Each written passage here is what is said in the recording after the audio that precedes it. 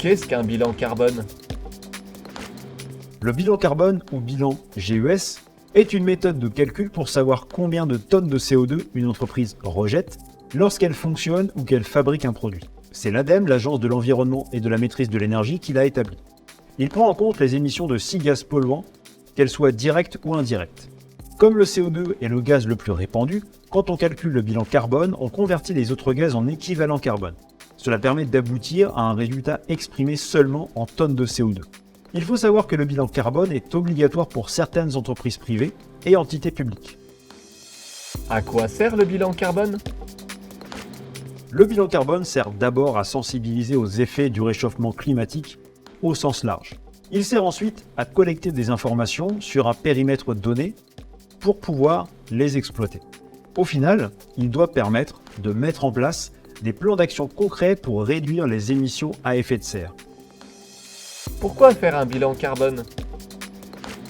Le bilan GES permet non seulement de connaître la quantité de gaz à effet de serre que rejette une entité ou la fabrication d'un produit, mais aussi d'identifier où et à quel moment de l'activité cette production de gaz est la plus importante.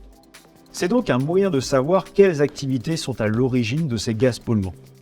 Être en possession de ces informations permet de réorienter sa stratégie pour diminuer ses émissions de carbone. C'est utile pour instaurer une stratégie RSE, mettre en place un management environnemental, améliorer son image de marque ou encore faire des économies. Comment réaliser un bilan carbone? Pour réaliser un bilan carbone, il faut d'abord choisir le périmètre de l'analyse que l'on appelle scope. Ensuite, il faut lister toutes les étapes nécessaires à la fabrication du produit, à la délivrance du service ou au fonctionnement général de la structure. Puis, on détermine alors les tonnes de CO2 produites à chacune de ces étapes. Pour cela, on utilise des facteurs physiques ou monétaires et un facteur d'émission qui est un coefficient pour convertir certaines données en émissions de gaz à effet de serre. Pour finir, on fait la différence entre les tonnes de CO2 émises et celles gagnées.